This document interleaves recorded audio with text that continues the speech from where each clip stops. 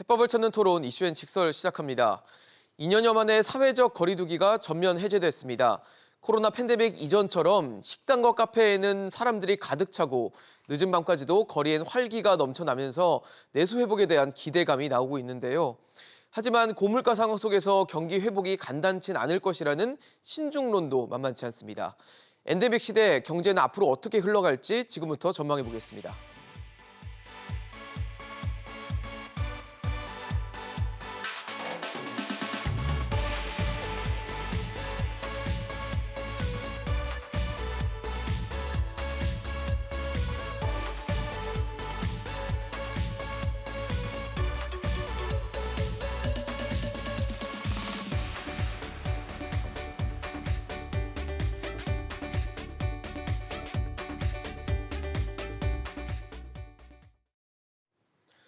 네, 오늘 함께 해주실 세 분 소개하겠습니다. 서강대 기술경영전문대학원 김연학 초빙 교수, 가톨릭대 경제학부 양준석 교수, 정철진 경제평론가 나오셨습니다. 어서 오십시오.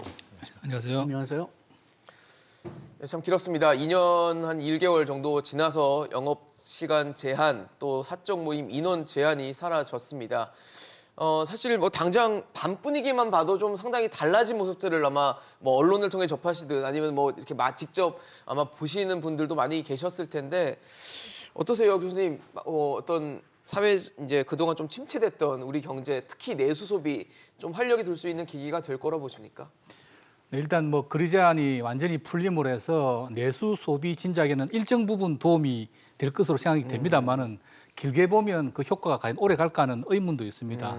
우선 당장은 이제 그동안 절제돼 왔던 외식이라든지 그죠? 네. 여행, 운송업, 숙박업 이런 것들이 활기를 띠게 되고 특히 팬데믹 기간 동안에 굉장히 어려움을 많이 겪었던 중소자영업자들은 일단 희소식이라고 할 수가 있겠습니다. 그렇죠. 그렇지만 조금 거시적인 경제 팩트들을 보면 네. 우선 지금 인플레이션이 굉장히 심합니다. 네. 미국은 지금 소비자 물가가 8.5%까지 올라가지고 뭐 40년 내 최고 높은 최고치고. 수준이야 그러고 우리나라도 지금 4%를 넘지 않았습니까? 지난달에 4.1% 그래서 11년 만에 최고로 높은 수준이야 그러는데 인플레이션에서 물가가 올라가다 보니까 소비자들이 지출하는데 망설이게 되고요. 게다가 인플레이션을 잡기 위해서 지금 고강도의 금리 인상이 예고되어 그렇죠. 있습니다. 그래서 예. 많은 분들이 지금 미국의 경우에 보면은 임금이 많이 올랐지만 임금보다 물가가 더 올라가지고 굉장히 실질 소득은 줄었다고 그러는데 우리나라도 그런 현상이 생기지 말한 법이었거든요. 실질 소득이 줄게 되면 소비를 줄일 수밖에 없는 거고요. 네. 게다가 또 지금 우크라이나에 또 전쟁이 아직도 계속 진행 터지면서 중이고요. 그간의 팬데믹 때문에 공급망 혼란이 야기됐다가 어느 좀 예. 해결되나 싶었는데 또 이렇게 전쟁 때문에 그죠? 뭐 아시다시피 지금 러시아가 천연가스나 석유, 그다음에 우크라이나는 곡물 이런 세계적인 공급지, 또 천연자원 이런 것들 많이 공급인데 이런 것들이 가격이 지금 폭등하고 있습니다. 맞아요. 그래서 이런 거시적인 요소들이 나쁘다 보니까 세계적으로 경제 성장 전망치도 한 0.5% 하향되고 떨어지고 있고요. 있고요. 우리나라도 연초에 4% 성장까지 기대했다가 점점점 전망치가 떨어져가지고 이제 2.5%가 떨어진 상황이다. 그래서 이렇게 거리두기 제한이 완화되면서 어느 정도 내수 진작 효과가 있겠지만 다른 더 큰 부정적인 거시 경제적 요소들 때문에 그 효과가 크지는 않을 걸로 다만 자영업자들한테 큰 도움이 될 것이다. 그렇게 생각하고 그동안 있습니다. 너무 힘들었기 때문에. 예, 예. 네. 양 교수님은 어떻게 좀 전망하십니까? 저도 그 방향은 김 교수님하고 비슷한데 네. 저는 좀 더 비관적입니다. 아, 더 비관적이세요? 그 이유가 뭐냐 하면은 일단 그 내구재를 본다면은 지금 그 공산품 가격이 빠르게 올라가고 있기 때문에 내구재가 그렇게 많이 팔릴지가 좀 의문이 되고요. 소득 지금 얘기하신 것, 우리 실질 소득이 지금 떨어지고 있다. 인플레이션율이 그 임금 증가율보다는 더 높기 때문에 그렇기 때문에 그것도 지금 이뤄지고 있고 여기서 지금 도움이 될 수 있는 사업들은 뭐 지금 그동안에 시간 그 제한에 좀 묶였던 예. 식당, 술집 그리고 또 코로나 때문에 묶여 있던 뭐 어떤 국내 여행사들 요런 데들이 이제 좀 수혜를 받지 않을까 좀 생각하는데 그 외식 가격도 되게 많이 올랐고 그다음에 아직도 뭐 코로나가 많이 좀 줄어들긴 했지만은 예. 그래도 아직도 그냥 뭐 거의 뭐 5만 명 이상씩 그냥 네. 계속 이렇게 걸리고 있고 위중증도 아직도 좀 높은 상태고 예. 그다음에 이게 지금은 오래 묶였다가 풀려 있으니까 그러니까 야 오래간만에 한번 만나자 일종의 뭐 그런 보복 효과가 소리처럼 있는데 반짝 쏟아져 효과가 나오죠. 되는 거죠. 그런데 이제 일단 한번 만난 다음에는 계속 만날 건가?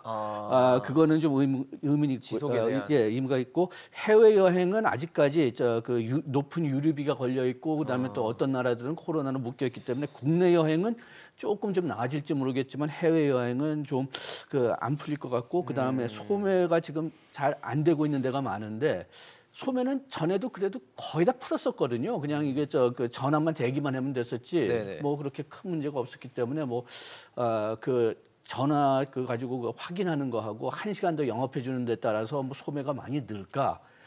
오히려 그냥 계속 그냥 사람들이 배달하는 것은 거의 장기적인 추세였고 그리고 또 너무나 편하기 때문에 네. 그렇기 때문에 그 추세가 오히려 계속되지 않을까 그래가지고선 저는 좀 술집이나 뭐 식당 같은 데서 좀 반짝 효과가 있을지 모르겠지만은 전반적으로는 그렇게 큰 도움은 되지 않을 거라고 생각합니다.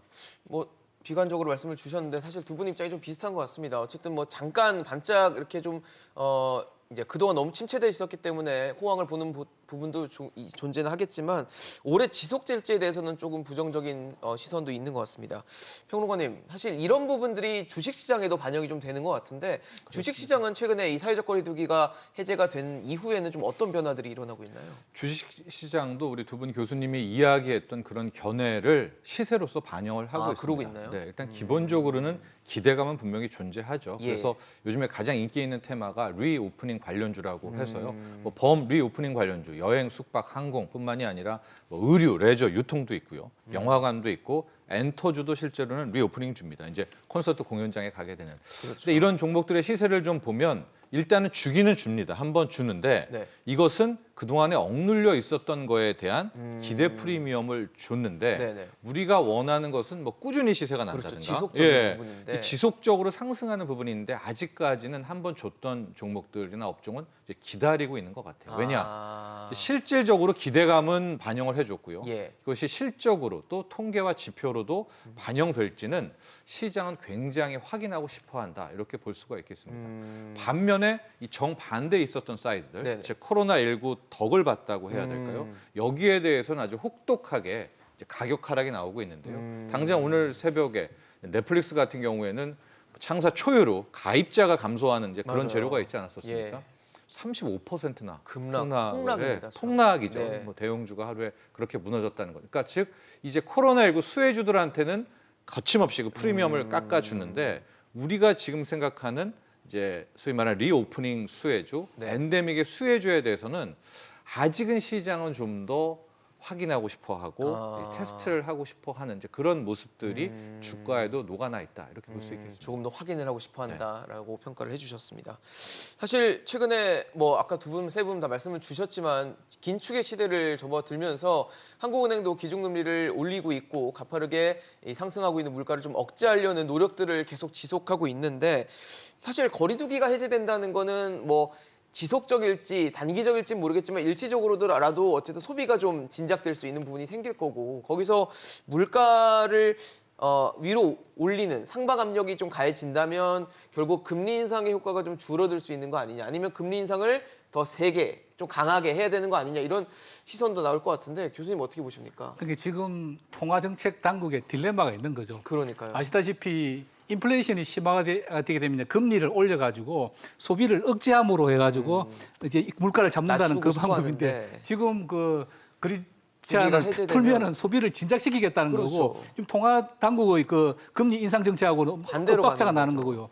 또 하나 근본적인 문제는 지금 도대체 물가가 왜 오르냐는 거죠. 이게 수요가 단순히 그냥 공급은 똑같은데 수요만 이렇게 늘어나서 물가가 오른다 그러면 금리를 올려서 인플레이션 잡을 수 있어요. 수요를 잡으면 근데 지금의 되니까. 인플레이션은 상당 부분 공급망의 불안정성이 기인하는 거거든요.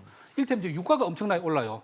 그러면 금리를 올린다고 해서 우리가 석유를 안 쓸 수가 잘 쓰는 게 있습니까? 아니죠. 생필품, 곡물 가격이 올라요. 뭐 우크라이나 전쟁 때문에 세계 곡창지대인 우크라이나에서 밀 공급이 안 됩니다. 그렇죠. 그럼 빵을 안 먹을 수가 있나요? 예. 그래서 이제 뭐 아까 잠깐 미국 사례를 들었지만 미국 같은 경우에는 40년대 가장 8.5% 소비자 지수가 올랐는데 이거는 이제 물가 왜 지수가. 우리보다 물가가 2배 더 올랐냐면은 미국은 팬데믹 초기에 거의 사실상 봉쇄 정책을 펼치다시피 우리는 그 정도까지는 안 갔잖아요. 그래서 공급망 혼란이 더 극심했기 때문에 물가가 많이 올란 거고 그런데 이제 미국은 그럼에도 불구하고 이제 금리를 한 번밖에 안 올렸어요. 물론 이제 다음 달부터는 뭐 빅스텝이라고 네, 0.25가 아니라 뭐 0.5% 몇 번 올린다고 포인트까지도. 하는데 어쨌거나 그래서 미국은 물가가 8.5% 올랐는데도 불구하고 아직 그 금리는 기준금리는 0.5% 상단이. 그런데 우리는 이미 한국은행이 선제적으로 대응해가지고 1.5%까지 올려놨어요. 그렇죠. 그런데 아까 서두에 말씀드린 대로 과연 이런 어떤 공급망 혼란에 기인한 물가 상승을 단순히 금리 인상으로 막을 수 있느냐? 그러니까요. 그래서 저는 물론 뭐 저보다 훨씬 더 유능하고 똑똑한 분들이 한국은행에 또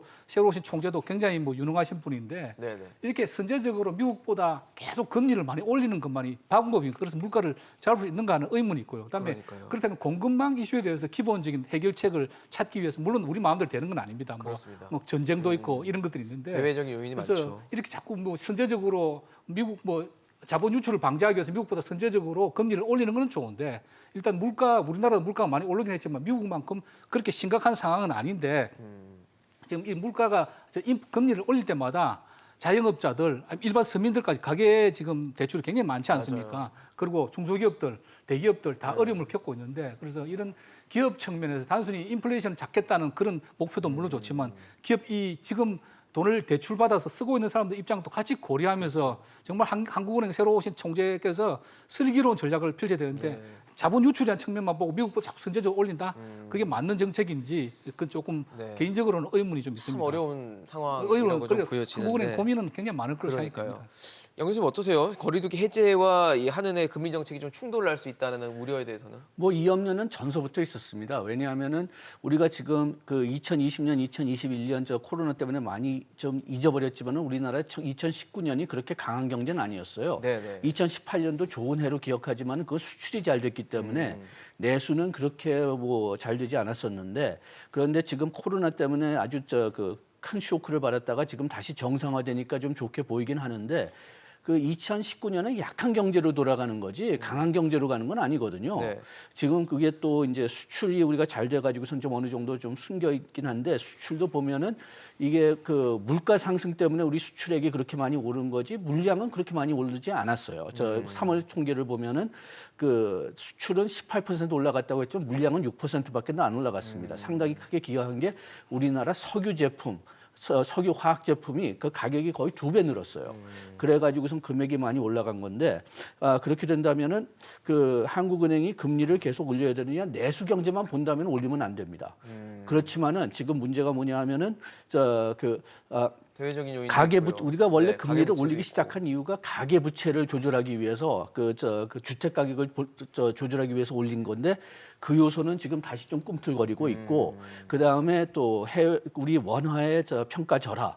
그리고 또 그 지금 주식시장이나 뭐 투자에서 외국인 투자자들이 계속 우리나라 떠나는 점 이런 것들은 우리가 금리를 계속 올려야 되거든요. 그래가지고선 우리가 금리를 어느 정도 미국 따라서 올려야는 될 건데 미국하고 완전히 1대1 매칭은 할 수 없는 거죠. 네. 그래가지고 그렇죠. 금년 내내 우리가 금리를 올려야 되긴 할 테지만은 전략적으로 해야 될 겁니다. 그냥 그러니까요. 그대로 외국을 따라서 국제 경제 가는 봐가지고 거는- 따라서 가는 네. 것보다는 전략적으로 그 미국이 0.5% 올릴 때는 우리 0.25, 미국이 매달 올릴 때는 우리 격달 그렇게 올릴 수밖에 그런 전략을 택할 수밖에 없는 상황이라고 봅니다. 그러니까요. 안 올리자니 물가가 걱정되고 또 크게 대폭 만약에 올린다고 하니 또 가계부채라든지 뭐 경제에 충격을 줄 수 있는 부분들이 또 걱정되고 참 딜레마가 심한 상황이 지금 한은혜에 놓여 있습니다. 네.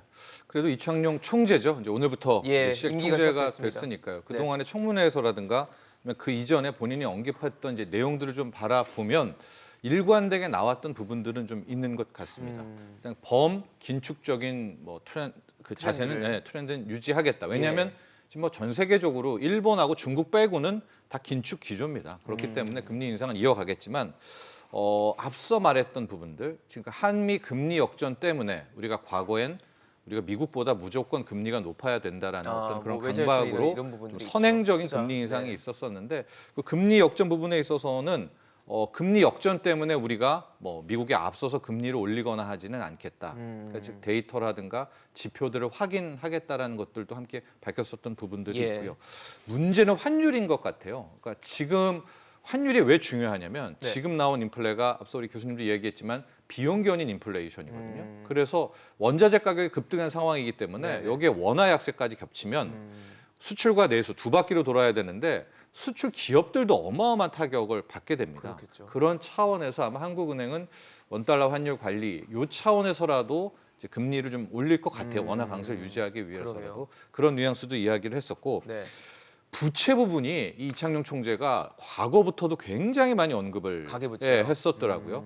가계부채가 한국 경제의 뇌관이고 가계부채 잡아야 되고 아마 이런 것들을 쭉 트렌드 해왔던 말을 본다면 좌시하지는 않을 것 같다라는 예, 얘기죠. 우리가 인플레가 두 개잖아요. 네네. 현행 인플레이션도 있고 기대 인플레이션이라고 기대 해서 인플레이션이 있죠. 네. 자칫 좀 풀어주는 뉘앙스를 주게 될 경우에는 이제 경제 참여자들이 있다는 거죠. 물가가 더 오르겠구나 하고 뛰어든단 말이죠. 그러면은 이제 또 빚을 내고 이런 부분인데 그렇죠. 그런 부분에 있어서도 좀 굉장히 타이트한 관리할 것들을 파악할 수가 있습니다. 그러나 네. 반면 지금 문제는 윤석열 정부 지금 뭐 인수위원도 얘기했지만 이 대출 규제 완화를 또 맞아요. 이야기를 LTV에 하고 있어요. 대한, 이게 이제 네. 굉장한 미스매치가 되고 있습니다. 그래서 뭐 후보자 시절에 공약했던 건 했던 것이지만 이제 한 팀으로 가야죠. 한국은행은 이러고 있는데 여기 대출 규제는 떡하니 호흡을 풀어놔 맞춰서. 버리면은요. 이게 네. 말짱 도루묵이 되고 있기 그렇습니다. 때문에 그런 원팀에 대한 필요성은 있을 것 같습니다. 네, 팬데믹 시대가 이제 종료되고 엔데믹으로 넘어가는 시기인데 그만큼 또 어려운 정책 결정이 좀 많이 놓여 있다라는 생각이 들고요. 지금 앞서 말씀드렸지만 자영업자들이 영업 제한에 이제 풀리는 상황이고 영업 시간이 길어지고 또 손님들도 이제 한 테이블에 앉을 수 있는 분들이 많아지고 이러다 보니까 직원들도 많이 필요하다고 합니다. 인력 보충을 하려고 이제 뭐 아르바이트 사이트나 이런 데 보면 막 계속 공고가 올라오는데 직원 구하기가 하늘의 별따기라고 하더라고요. 이거는 어떠세요? 일시적인 현상이라 보세요? 좀 지속적으로 이어질 것으로 보십니까? 그 이야기를 하려고 그러면 결국은 우리나라 노동시장의 이야기를 안 할 수 맞아요. 없는데요. 이게 뭐 우리 젊은이들이 대학 진학률이 70% 되지 않습니까? 네. 그러니까 일자리가 없는 건 아니에요. 그런데 이제 대학 졸업자들이 원하는 일자리가 많지 않다는 거죠. 그렇죠. 그래서 그 지금 보면 단기 알바성 일자리 자체는 굉장히 많은데 그런 부분이 이제 외국인 노동자들에서 많이 메꿔지고 했는데 지금 팬데믹 때문에 외국인 노동자들 많이 못 들어오고 들어오죠. 서 많이 그 지금 좀 문제가 생기고 있는 네. 거고요. 그래서 여러 가지 대응 방안이 있을 수 있는데 하나는 기본적으로 굉장히 어려운 문제인데 노동 구조, 노동 유연성을 확보하는 노동 계획이 필요합니다. 굉장히 장기적인 그러니까 지금 계획이 문제가 되겠네요. 뭐냐면 여러분 뭐 말씀드린 거지만 우리나라의 대기업의 정규직들은 너무 잘 보호가 돼 있고 너무 좋은 조건이 일하고 있어요. 그러다 보니까 대기업, 저도 대기업에서 CEO를 해봤지만 가급적이면 정규직 직원을 많이 안 뽑으려고 그래요. 왜냐하면 너무 혜택, 우리나라 정규직, 대기업 정규직들은 일본, 미국보다 더 임금이 높거든요. 중소기업이나 또 비정규직은 그렇지 않지만. 그러니까 회사 입장에서는 인건비가 많이 나간다고 많이 보여지군요. 회사 입장에서는 지출할 수 있는 임금이 총량이 제한돼 있는데 그렇죠. 기존의 정규직들이 노조의 강성 노조의 보호라든지 이렇게 해서 그저 너무 많은 포션을 차지하니까 결국 가급적이면 기업에서는 정규직을 가급적 적게 채용하고 아니면 아웃소싱을 한다든지 비정규직 위주로. 왜냐하면 정규직 일단 해놓으면 뭐 공무원처럼 뭐 상당히 힘을 갖게 되고 쉽게 해고를 못하니까. 그래서 똑같은 일을 하면서도 비정규직을 하면 그 정규직의 임금의 절반 수준도 못 받으면서 하는 그런 일들이 그런 많게 돼요. 그래서 예, 예. 기본적으로 노동시장의 유연성을 키워서 쉽게 동일한 임금이면 비슷한 임금, 동일한 노동이면 동일하진 않지만 비슷한 임금을 받을 수 있는 정도로 이렇게 노동시장의 진입과 퇴출이 자유롭게 돼야 된다는 물론 굉장히 어려운 과제죠. 네네. 일단 그렇게 된다 그러면 노동시장의 유연성이 생긴다 그러면 일자리도 정말 조금 저임금 일자리는 저임금 퀄리피케이션 자격이 좀 낮은 사람들 가게 되고 또 높은 사람들은 또 이렇게 하는데 지금은 대학 나온 사람들 다 자기 수준에 맞게 자기가 적당하게 생각하는 눈높이에 일자리인데 맞게 거기에 대한 가지고. 진입 장벽은 너무 좁고 그래서 이런 알바성 일자리는 안 가게 되죠. 그러다 보니까 이쪽은 또 그 모자라게 되고 저쪽은 또 남아 넘치게 되고 이런 상황이 생기고요. 그래서 이제 우리나라의 경우에는 노동 유연성을 확보하기 위한 노동시장의 계획이 굉장히 필요하고 두 번째 이슈는 결국 이런 알바성 일자리는 그 자영업계에 많이 생기는데요. 그렇죠. 사실은 우리가 예, 자영업체가 식당이나 너무 뭐 어렵다 보니까 뭐 카페나. 도와준다 그러지만은 사실 가장 좋은 자영업체의 그 해결 방안은 자영업체를 없애는 겁니다. 그래서 이분들이 다 그 임금 노동자로 흡수될 수 있게끔 그건 아까 말씀드린 노동 유연성과 관계되는 건데 네. 지금 정규직인 직장에서 취직이 잘 안 되니까 결국 자영업하는 근데 반대로는 어렵잖아요, 사실. 자영업자가 정규직화되거나 네. 뭐 직장으로 들어가는 게 되게 어려운 일이잖아요. 사실. 그러니까요. 예. 그래서 내가 어떤 일자리를 한 40대 가지고 일을 해서 어떤 이유로 회사가 망하거나 이때는 나왔어요. 그러면 자기가 그 정도 임금이나 자기 기술을 가지고 비슷한 임금을 받을 수 있는 새로운 직장에 정규직으로 취직하기가 너무 어렵다는 거죠. 네네. 기존의 직장 보호가 됐기 때문에. 그러면 어쩔 수 없이 생계형 창업을 하게 되는데 이 생계형 창업이라는 것이 깊은 준비도 없고 그냥 네. 퇴직금 들어서 하는 것 때문에 어렵다는 이야기는 많이 했고 그래서 기본적으로 저는 새로운 윤 당선인 정부가 생각해야 될 거는 이 자영업자들 구조조정입니다. 이거는 굉장히 좀 듣기에 따라서 험악한 이야기로 들릴 수도 있지만 네네. 정말 경쟁력이 있고 말씀드린 대로 이런 제대로 된 임금을 줄 수 있는 자영업이면 괜찮은데 그냥 최저 임금도 제대로 못 주고 그 자영업주조차도 생계가 어려운 그런 식의 자영업이 너무 많다는 거죠. 그래서 자영업 전반에 대한 구조조정 이게 결국 아까 말씀드린 노동계획하고 맞물리는데 그런 근본적인 문제를 손을 대지 않으면 이런 노동시장의 미스매치는 계속 될 수밖에 없다. 물론 하나 더 하면 이제 교육이죠. 교육도 보다 이제 고등학교 졸업해서 무조건 대학 4년제 대학 가는 것이 아니고 뭐 전문대학이나 일률적으로 기술학교라든지 가고 있으니까. 예. 실질적인 취업이 될 수 있는 기술 교육을 시켜야 되는데 이런 근본적인 문제를 건드리지 않고 드러난 현상만 보고 자영업이 어려우니까 그 융자를 연장해 준다든지 뭐 보상금을 뭐 준다든지 찌끔 그런 것들은 그야말로 미봉책에 될 수밖에 없다. 그렇죠. 예, 근본적인 대책이 장기적이고, 필요하다. 네. 그런 말씀을 드리고 싶습니다. 근본적인 좀 해결책이 좀 필요한데 사실 그건 이제 장기적이잖아요. 굉장히 예. 장기적이고 우리가 좀 거시적으로 계획을 잡고 가야 되는 부분인데 지금 인력들이 부족한 현장들 이런 것들은 지금의 문제이기 때문에 이런 문제들이 어떻게 앞으로도 흘러갈지도 좀 전망해 주시면 좋을 것 같습니다. 요거는 일단은 다시 2019년 정도의 수준으로 정상화될 거는 같아요. 다만 코로나 좀, 이전으로요? 한 몇 달 정도 걸릴 수는 있지만은 예. 그 이유가 뭐냐면 지금 이렇게 특히 자영업자들이 노동자를 구하기 어려운 이유는 지금 막 말씀 좀 하셨지만은 외국인 노동자들이 주로 그런 직장을 많이 갔는데 공장들 같은 못 들어오고 데서는 있고요. 그런데 그거 막혀 있고 그 다음에 뭐 집에 뭐 편의점이나 뭐 그런 데를 봐도 거기서는 뭐 이제 대학생들이나 이제 그 휴학하는 학생들이 많이 가지만은 지금 그 기숙사 같은 것도 이제 일단은 안 가도 되고 그리고 또 뭐 수요도 지금 감소됐기 때문에 지금까지 거기서 일자리도 그렇게 많이 안 나왔으니까 뭐 학생들도 지금 일단은 다 포기한 셈이고 네. 또 지금까지 주로 이제 인터넷으로 수업을 했으니까 네. 그러니까 다 부모님들 집에 아직도 계속 있을 그렇죠. 것도 집에서 많고 이제 재택 그리고 또 식으로 밖에 나가서 교육을 돈 쓸 받으니까. 일도 그만큼 줄어들었고 그렇기 때문에 그리고 또 뭐 이런 얘기도 또 나오더라고요. 그 어떤 학생들은 그렇게 편의점에서 열심히 일할 바에야 그 비트코인 가지고 좀 뭘 하면은 투자를 뭐 하겠다. 돈 많이 벌 수 있는데 왜 그렇게 어렵게 일하냐. 이런 것들이 이제서부터는 서서히 다 없어질 겁니다. 그렇기 때문에 그렇네요. 다시 2019년 상태로 돌아간다고 얘기했는데 아까 얘기했지만 2019년 상태로 돌아간다고 해도 그 절대적으로 본다면 그게 그렇게 좋은 해는 아니었거든요. 그러니까 계속 불만은 있을 겁니다만 네. 한 2019년 상태로 한 두세 달 있으면 돌아갈 거라고 돌아갈 저는 개인적으로는 것이다. 생각합니다. 그런데 사실 미국에서는 뭐 연구 결과가 있더라고요. 뭐 지금 코로나 팬데믹 기간 동안 직장을 그만둔 노동자 한 300만 명 정도는 앞으로 노동 시장에 복귀하지 않을 것이다라는 연구 결과가 나왔다고 하는데 뭐 우리도 300만 명이 뭐 그렇게 될 것이다 이런 얘기를 하자는 게 아니라 이제 그만큼 노동 시장의 복귀에 대해서 좀 꺼릴 수 있다 아니면 돌아가지 않는다라는 상황을 봤을 때 우리 시장에서도 그러면 결국은 인력에 대한 좀 기근 뭐 이제 직원 구하기가 어려워지는 그런 상황들이 좀 장기화되는 것인가에 대한 좀 질문을 드려보고 싶거든요. 그렇습니다. 저도 지금 우리가 엔데믹 이후에 과연 내수 경기가 살아날까? 예. 소상공인 자영업자분들 좀 한숨 돌릴 거에 대한 이야기인데요. 가장 문제가 저는 구인난이라고 보고 그러니까요. 있습니다. 예. 엔데믹도 패턴을 따르거든요.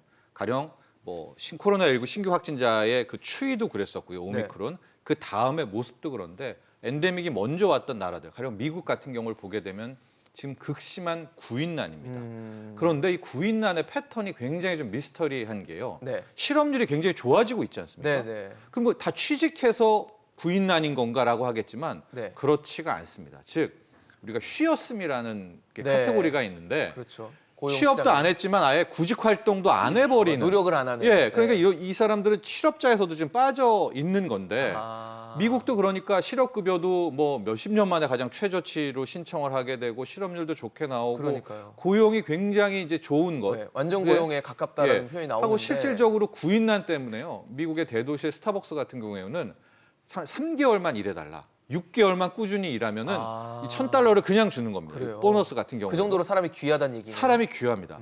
그런데 이게 정말 왜 그럴까? 뭐 일자리가 많아서 그런 걸까라기보다는 그러게 원인이 뭔가요? 그냥 쉬는 거예요. 의욕이 없는 거예요. 의지가 없는 예, 거예요. 그런 부분이 상당수 차지한다는 겁니다. 그래서 막 연구를 하고 있는데 코로나19 때문에 뭐 접촉 위험 때문에 그런 건가 뭐 우려가 여러 있다. 가지를 하고 있지만 일단 한번 떠난 사람들이 일자리로 돌아오지도 않을 뿐더러 구직 활동도 하지 안 하는. 않는다. 근데 이러면서 구인난은 점점 극심해지는 패턴인데요. 우리도 제가 그 3월에 국가 포털을 들어오기 전에 봤더니 2030의 3월 말 현재 그냥 쉬었음 네네. 66만 명입니다. 그러니까 쉬고 있는 코로나19 거예요? 66만 이전에도 명이? 한 뭐 40만 명 또 50만 명대인데 그때보다도 11만 명 늘었고요. 더 늘었네요. 66만 명이 그러니까 취업을 우리가 못할 때 취업난이라고 하잖아요. 네네. 근데 이 66만 명은 구직 활동도 지금 하지 않으려고 않고 하는. 그냥 있는 분들이고요. 어. 한 가지만 짧게 더 말씀드리면은 지금 구인난이라는 게 오히려 취업난보다도 더 자영업자분들이 익숙한 게 알바에도 두 가지가 있습니다. 이제 범알바지만 네. 4대 보험도 되고 진짜 한 6개월, 1년 같이 갈 알바 자리가 있는 반면에 네네. 일주일 하고 단기로. 그냥 간주고 일주일 하고 간두고. 근데 자영업자들은 다 적어도 반년은 하고- 일해주길 원하죠. 그럼요. 그래야 손발도 맞고 예. 일도 배우고. 그런데 맞아요. 지금의 2030들이 원하는 자리는 뭐 잠깐 월급 할수 250 주고 그냥, 해도 네. 3개월, 6개월은 안 합니다. 안 하고 싶어 오히려 하는구나. 2, 3주 일하는 자리에만 계속 몰리게 되니까 자영업자들은 계속 구인난 얘기를 하고 그러나 뉴스에서는 또 취업난 그러니까요. 이야기를 하고 이런 굉장히 미스매치가 나오고 있는데 네. 한번 우리가 모여서 왜 그냥 쉬는 건지는 한번 그러니까요. 파악을 해봐야 될 것 같아요. 네. 뭔가 해답을 줄 수 있는 방안들이 필요할 것 같은데. 네, 그 일단 그 미국 아까 연구를 좀 말씀하셨지만 그거를 예. 좀 버티러가면요, 더 들어가면은 지금 뭐 확실한 결과는 물론 더 기다려야 되겠지만은 네네. 첫째 문제는 그 베이비붐 은퇴 나이에 가까운 사람들이 빨리 은퇴해가지고 돌아오지 않는다는 겁니다. 그래서 그 나이 많은 사람들이 좀 빠졌고요. 네. 그 다음에 두 번째는 실업 수당이 굉장히 그 팬데믹 기간 동안에는 많았고, 많이 풀렸죠. 그 다음에 돈을 쓸 데가 없어요. 서비스 같은 식당 같은 거 소비를 안 해야 나가고 뭐 되는데. 여행 같은 거 못 가니까 그렇기 예. 때문에 저축이 많이 늘어가지고선 지금 어느 정도 버틸 수 있었는데 요거는 이제는 좀 끝장이 나고 있으니까 요 네. 요소는 좀 이제 없어질 것 같고요. 그 다음에 또 아직까지는 뭐 지금 뭐 거리두기 다 풀었다고 얘기하지만 아직까지는 그 코로나가 심한 상태이기 때문에 육아 아이들이 있는 부모들은 좀 아직까지 일자리로 돌아갈 수 없는 그런 상황들이 좀 심한 그런 그 주들이 있고, 그 다음에 코로나 때 그 미국에서 필수직이라고, 그러니까 뭐 슈퍼마켓에서 일한다든지 아니면 트럭 운전한다든지 예. 그런 사람들을 그 일을 하도록 나눴는데 거기서 코로나 피해가 컸어요. 그렇게 해서 사망자들도 거기서 많았었고, 그렇게 되니까 내가 굳이 그냥 저임금을 받고선 그 자리로 돌아가야 되느냐, 여기에 대한 회의가 좀 회의가 많은 있는 것 거군요. 같습니다. 그래가지고 그것 때문에도 좀 돌아가지 않는 면이 있는데 그것도 좀 시간 지나면은 좀 줄어들 것 같아요. 왜냐하면 아무래도 월급을 벌어야 되니까. 그 이슈에 대해서는 제가 이해하고 있는 걸 좀 말씀을 드릴게요. 네. 지금 미국이 실업률이 3.6%입니다. 근데 미국은 4%를 완전 고용이라고 그러거든요. 그렇죠. 완전 고용보다 그거보다 더 낮은 고용이 더 낮은 상태니까. 거예요. 그러니까 그리고 지금 물론 이제 인플레라든지 고민들은 많지만 미국 경제는 굉장히 지금 좋습니다. 좋는데 그럼 왜 300만 명이 일자리를 안 들어가느냐? 아시다시피 팬데믹 때 주가가 엄청 떨어졌고 네네. 우리나라 사람들은 대부분의 재산이 아파트 한 채 깔고 있는 부동산이지만 미국 사람들은 주식을 갖고 있어요.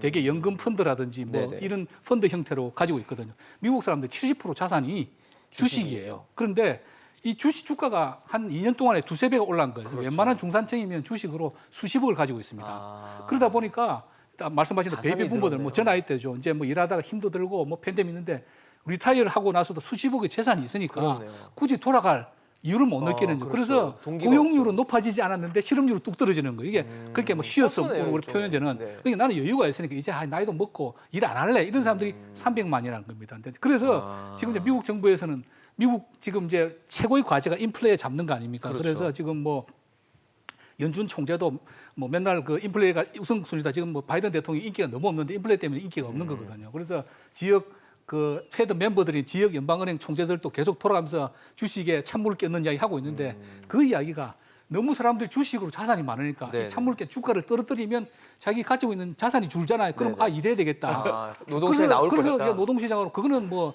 제 말이 아니고 페드 보고서에서 나오는 이야기입니다. 그렇게 네. 해서 주가를 의도적으로 너무 올리기도 했고 떨어뜨려서 납치는. 자산을 축소시켜 가지고 그래서 일자리로 나오게 한다. 지금 그런 뭐 보관도? 음모론일 수도 있는데 그런 이야기가 네. 나올 정도로 미국 사람들이 경기도 좋고 여유가 있다는 겁니다. 그래서 우리나라하고는 상당히 좀 다른 상황이 다르기 모습들이 때문에 있네요. 처방은 전혀 다른 방향으로 어프로치를 해야 그렇네요. 됩니다. 예. 상황이 다르면 처방도 달라야 될 텐데 사실 이렇게 그 얘기는 결국 사람이 귀하다는 얘기로 귀결이 될 것 같은데 뭐 대기업 경우에도 요즘에 사람 귀하다는 얘기를 많이 하고 있어요. 연봉 격차는 벌어지고 있고 또 특히 개발자나 요즘 이제 언택트 시대, 그다음 비대면 시대, 뭐 디지털 시대로 가다 보니까 개발자 인력이 굉장히 귀해지고 그러다 보니까 사람을 모시려는 어떤 경쟁들이 좀 치열해지는 것 같은데 평론가님 이런 것들이 어떻게 보면 코로나가 가져온 좀 변화의 한 부분이 아닐까 생각이 들거든요. 그렇습니다. 미국 이야기긴 하지만 우리 먼저 연봉 얘기가 나오고 있으니까 네네. 연봉 무슨 얘기냐면은 예. 같은 대기업이라고 하더라도 네. 업종별로 연봉의 수준이 완전히 다르다. 그러니까 소위 말하는 IT라든가 예. 관련한 요즘에 새로운 신산업들과 연관된 그러네요. 곳에서는 뭐 초봉들과 연봉들이 굉장히 높지만 같은 대기업이라고 하더라도 이제 올드 비즈니스들 쪽에서는 상대적으로 많이 떨어져서 네네. 그런 연봉 격차가 양극화되고 있다. 그러니까 이제는 같은 대기업 다녀라고 해도 한번 더 물어봐야 되는 거죠. 대기업 예. 어디다 어느 계열사 다녀 아니 뭐 이런 그러니까 거 뭐 물어봐야 진짜 되나요? 업종이 뭐냐라는 걸 물어봐야 된다라는 건데 지금 미국이 저게 더 극단적으로 간 것 같아요. 그래요? 미국 같은 경우에는 이제 굉장히 예. MZ들이 지금 빠르게 진입을 하고 있었는데 이번에 코로나19 끝나고 가장 이들이 먼저 말한 것이 재택근무를 연장해 달라는 것이 이제 고용 연장 조건으로 사실 재택이 되고 있죠. 어렵다는 생각을 많이 했는데 네. 코로나가 그게 가능하다는 걸 좀 보여줬거든요. 맞습니다. 예. 그리고 이제 이들은 한 발 더 나가서 워케이션이라고 하죠. 워케이션. 재택도 아니라 내가 어디 가서 그냥 일하겠다. 휴가와 그러니까 일을 휴가와 합친 일을 거군요. 같이 하는 보내면 다 될 거 아니냐. 왜냐하면 지금 4차 산업혁명이고 앞으로 5G 깔리면 더 일이 되게 되니까 이런 트렌드로 바뀌고 있고요. 이런 것들이 아마 제 생각에도 우리나라가 좀 뒤처지기는 하겠으나 네. 재택이라는 거, 또 워케이션이라는 거 하고 이것이 기술의 진보와 또 맞닿습니다. 그렇죠. 이제 뭐 네트워크나. 거점 오피스도 나오게 됐고요. 뭐 맞아요. 도킹인 도킹아웃이라고 해서 일하는 곳이 사무실이 되는 맞아요. 거겠죠. 예. 아마 이렇게 된다면 실은 코로나19 포스트 코로나가 정말 많은 삶의 문법을 바꿀 바꾸게 되는 것이다. 것 예. 같네요. 우리 과거에 직장인에는 부장님 앉아 계시고 여기 과장님 앉아 그럼요. 계시고 대리 말단 딱딱딱 사원 뭐 내려가는 순서대로 앉아 이런 있죠. 거는 다 옛날 얘기가 빠르게 되는 것처럼. 빤날 것이기 때문에 과연 오늘의 주제는 이겁니다. 코로나19가 끝났을 때 네. 우리가 2019년에 그 시절, 2018년에 그 시절로 돌아갈 수 있을까? 일부는 돌아가겠지만 네. 다 바뀐 똑같이 부분들은 돌아가진 상당히 않겠네요. 또 바뀔 가능성도 있지 않나. 그러네요. 저희가 지금 뭐 네이버의 조사 결과, 그러니까 설문조사 결과를 좀 보여드리고 있는데 재택근무랑 이제 사무실 출근을 같이 병행하는 방식을 선호한다라는 이제 답변이 절반을 넘었다는 것 자체가 참 많이 달라졌다라는 생각이 좀 들고요, 교수님. 그리고 심지어 주 5일 재택근무, 그러니까 회사 안 나오겠다라고 하는 그 답변이 40%가 넘었어요. 그러니까 집 안 나와도 그냥 회사에 나오지 않더라도 어디서든 일만 해서 결과만 내면 되는 거 아니냐 이런 심리가 이제 좀 생겼다는 생각이 좀 들거든요. 지금 그 화면 보시면은 그게 네이버지 그 우리나라 전체는 아니거든요. 전체는 아닙니다. 전체는 아닌데 네. 저는 미국이나 유럽은 가능하다고 보지만은 우리나라는 상당히 좀 의심을 가지고 있어요. 그래요. 우리나라 근데 기술적으로 보완돼 있지 않나요? 기술적으로는 보완돼 있고 어떤 예. 면에서는 우리나라가 재택 그렇게 하기가 어떻게 제일 잘 준비된 건데 네네. 계속 제가 그냥 돌아가는 거는 그 정부가 세종시 내려갔을 때입니다. 왜냐하면은 정부가 세종시를 내려갔을 때 국회나 다른 데는 여기에 머문다고 했거든요. 서울에. 그 대신 그러면 어떻게 할 거냐? 그러면 다 이게 요즘 인터넷 발전되니까 다 뭐 인터넷으로 회의하고 그러면 되지 않겠느냐? 예. 그렇게 얘기는 했는데 끝에 가서는 다 부르더라고요. 우리나라에서는 왜 그렇게 그냥 면대면을 그렇게 중요시 생각하고 그리고 대면에 또 대해서요. 윗사람 밑에 아랫사람이 있어야 되고 또 윗사람이 관리를 해야 된다. 이걸 너무나 좀 이게 문화적인 문제인지 이게 그러게요. 바꿀 수 있는 문제인지 아까 말씀하신 부장 옆에 예, 차장, 차장 옆에 요게 과장 이거 모르겠는데 말씀하시는 하여튼 건데. 그래가지고선 다른 나라들은 다 재택을 더 많이 간다고 해도 우리나라는 다 사람들을 제한적일 대부분 것이다. 회사들은 다시 부를 것 같아요. 젊은 사람들이 완전히 운영하는 회사라면 몰라도 좀 제 나이 이상, 한 50대 이상이 네. 운영하는 회사라면 다 다시 부를 것 같고 전통적인 방식이긴 예, 하죠. 지금 우리 학교도 지금 다 그냥 대면 출석을 해야 된다고 부르고 있거든요. 그래요? 학교도요? 그리고 학생들도 또 다 대면 출석하겠다고 얘기하고 그래요? 일부 그냥 진짜 그냥 병을 무서워하는 학생들이 아니면 그래가지고서 뭐 지금 다 우리가 대학 생활을 누릴 수가 없다고 그렇게 불평하잖아요. 그러니까 요거는 학생들은 그럴 수 있죠. 어떤 면에서는 경제적인 문제보다는 좀 문화적인 문제고 또 관리에 대한 문제인데 그런데 우리나라 그 관리 문화나 법 규제나 저 사람들 선호도가 대면으로 하는데 굉장히 그냥 좀 중점을 두기 때문에 네네. 다른 나라에서는 좀 많이 재택 그게 늘 것 우리는 같은데 좀 제한될 수 우리나라는 있다. 좀 제가 의심이 많이 갑니다. 김현석 교수님, 사실 기업에 몸담고 계실 때 뭐 사실 대면이 당연한 거 아니겠습니까? 예. 보고서를 직접 제출하고 이런 것들이 당 익숙했었는데 이제는 좀 달라지긴 했거든요.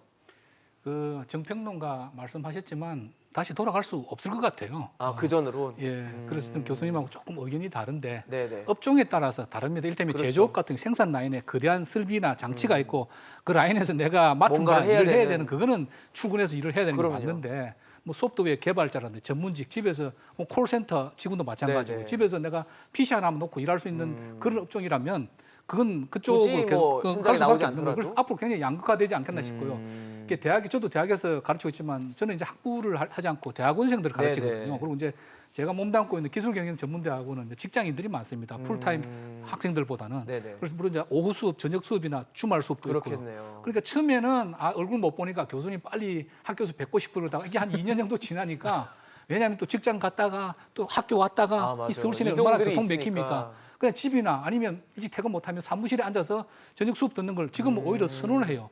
그래서 우리 학교에도 지금 뭐 서강대 같은 경우에도 학부생들은 지금 이미 대면 수업을 하고 있고 네네. 대학원도 어느 정도 뭐 일테면 뭐 수강생 20명 이하 수업 같으면 대면 수업이 허용되는데 여론조사를 해보면 싫어요. 그냥 선생님 교수님 그냥 비대면을 비대면으로 할래요. 하냐고요? 이렇게 되는 거예요. 그래서 이걸 한번 처음에는 어색했는데 하다 보니까 좋은 거예요. 그리고 직장도 마찬가지예요. 굳이 그렇게 뭐 계속 1년 12달 집에만 있을 수는 없겠죠. 회의를 그렇죠. 한다든지 맞습니다. 아무리 뭐 프로그래밍을 하더라도 또 동료들이랑 이게 막 합을 맞출 필요가 있으니까 그렇게 회의를 한다든지 회의가 뭐 협업이 필요한 경우에 일주일에 뭐 예를 들면 주 5일 근무면 뭐 이틀 정도 하고 그 외에는 집에서 해도 되는 그런 업종이라면 당연히 후자를 선호합니다. 지금 젊은 세대들은. 네네. 그래서 문화 말씀하죠. 그 문화도 저는 바뀌고 있다고 보는 거고요. 그래서 아마 이걸 그런데 이제 문제는 회사 입장에서 생산성이 제일 중요하잖아요. 그렇죠. 그렇게 포스코는 직원들 복귀라. 왜냐 그게 전통적인 제조업이고 회의 문화, 군대 문화 이런 게 좀 있는 회사고요. 네네네. 지금 카카오 같은 회사들, 뭐 IT 회사들 같은 경우에야 굳이 직원들 주 5일 바쁜 서울 시내 교통 밀리는데 아직도 팬데믹이 지겨울 안 끝났는데 필요 있냐. 네. 그래서 뭐 일주일에 뭐 이틀만 와라. 네네. 근데 뭐 혼합형으로 가겠죠. 무조건 맞아요. 뭐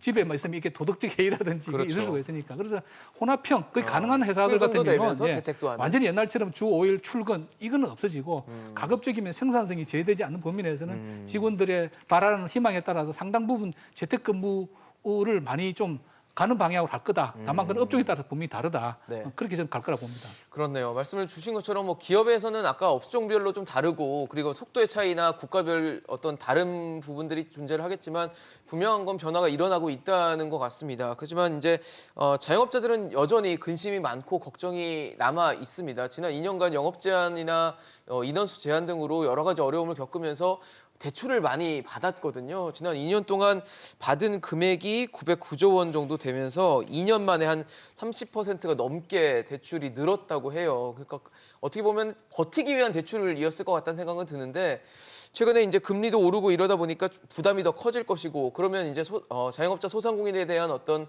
추경을 통한 지원이라든지 이런 것들이 좀 더 필요할 수도 있다라는 얘기 나오는데 평론가님 이 상황을 사실 뭐 그냥 보고만 있을 수는 없거든요. 그렇습니다. 저는 가계부채보다도 먼저 올 것이 저 소상공인 부채, 우리가 뭐 개인 사업자 부채, 사업자 부채를 네. 이렇게 얘기는 하는데요. 앞서 표도 잠깐 나왔지만은 우리가 코로나19 이전 2019년만 해도 뭐 600조 원대였었습니다. 네, 보통 저 지금 통계를 저희, 잡을 때는 네, 인수위원회에서도 아마 소상공인에 대한 긴급 금융 구조안을 검토하고 있다라고 보니까 맞습니다. 말씀하신 것처럼 가계부채보다도 더 중요한, 더 시급한 문제로 좀 인식을 하고 있는 것 같다는 생각이 듭니다. 그렇죠. 예. 그런데 지금 2년 새 지금 900조 원대니까 거의 2년 반에 250조의 우리 소상공인 분들이 이제 빚을 낸 겁니다. 저거는 생각할 수도 없는 정도의 속도와 폭인 것이고요. 맞아요. 결과적으로 그럼 우리가 지금 무슨 생각을 해야 되는가? 상당 부분은 부실화될 가능성이 너무나 높다라고 지금 우리가 이거는 뭐 직관적으로도 알 수 있는 것이고요. 과거에 우리가 한번 저런 빚과 부채 때문에 휘청됐던 것이 2002년이었습니다. 그때 우리 월드컵으로 기억하지만 또 한켠에서는 이제 카드채 사건. 카드 대란. 예. 네. DJ 정부 때 이제 신용카드가 시작되면서 맞아요. 많은 국민들이 남발하면서, 남발하면서 이제 예. 빚을 졌던. 그래서 LG카드라는 회사가 뭐 이제 무너지고 신한카드로 넘어가고. 망하고 이렇게 됐던 사건인데 그에 비해서요. 그 충격이 지금은 5배 이상? 뭐 거의 왜냐하면 저속도니까. 그렇죠. 속도가 빠르니까. 그럼 얼마나 부실화될 건가? 이것도 지금 파악이 안 될 정도이기 그러니까요. 때문에. 지금 9월까지 만기 연장 해놨기 때문에 네. 이게 이제 끝나봐야 뭘 알 수 있는 거잖아요. 그렇죠. 그럼 이제 9월 이후에 한 번 더는 못 해줄 것 같아요. 이제 그렇게 되면 이제 9월부터 이자를 온다는 얘기겠네요. 납부하셔야 되고 원금 원리금을 다시 해야 되는데 과연 현재 2년간 감당할 수 동안 있는. 250조 원을 빌렸던 소상공인분들이 그걸 감당할 수 있을까라는 그러게요. 그런 걱정을 해본다면 지금 먼저 우리가 생각할 것은 손실보상 뭐 이런 문제와 함께 저 빚을 어떻게 부담을 어떻게 해줄까? 예. 그래서 이제 저걸 또 근데 채무조정 비탄감 이야기하면 국민들이 이제 또 만만치가 않죠. 예, 도덕적 샐러리맨도 K가 나올 수도 있고요. 도덕적 K 문제가 예, 나오게 되는. 우려는 있으니까. 저게 정말 올 한해 그러게요. 가계부채도 먼저 올 것이 우리 소상공인 부채 문제입니다. 양 교수님, 이게 사실 연착륙할 수 있는 방안이 필요한 어떻게 보면 가장 중요한 시급한 문제일 것 같거든요. 여기 저 두 가지 문제를 지금 우리가 같이 다뤄야 되는데요. 예. 저 여기 부실 채권 어떻게 할 거냐. 그 다음에 좀비 기업, 그러니까 이자를 못 낼 이미 수 한계를 있는 가진. 기업들은 네. 퇴출시켜야 되는데 그게 우리가 팬데믹 때는 제대로 못했어요. 왜냐하면은 이게 옥석을 가려야 되는데 팬데믹 동안에는 다 못하니까 옥석을 가리기가 너무나 어려워졌고요. 특히 뭐 저 관광 같은 데라면은 진짜 잘 나갈 수 있는데도 그 2년 동안은 못 나갔으니까요. 아무것도 못했으니까요. 예. 그런데 또 여기서 저 특히 좀비 기업 같은 데는 이게 저 그 팬데믹 때문에 나온 문제는 또 아닙니다. 그 전에서도 문제가 심각했어요. 그런데 이걸 고칠 만한 의지가 없었던 거죠. 왜냐하면은 이런 중소기업을 없애면은 그러면은 저 그 일자리가 없어진다 뭐 그런 생각으로 그래서 이제는 우리가 그것을 이제 손댈 때가 뭐 이제 됐는데 네. 그렇다면 어떤 방법을 통해서 할 건가? 저 부실 채권 자체는 뭐 저 인수위에서 뭐 배드뱅크를 생각한다 뭐 그런 얘기를 들었고요. 배드뱅크를 해주고 또 그 미국에서 저 요거는 저 주로 주택 대출에 썼지만은 그 좀 신뢰 있는 그 중소기업들은 정부가 저 그 좀 그 저 개런티를 해줄 수 있다. 그 보장을 좀 어느 정도 해준다.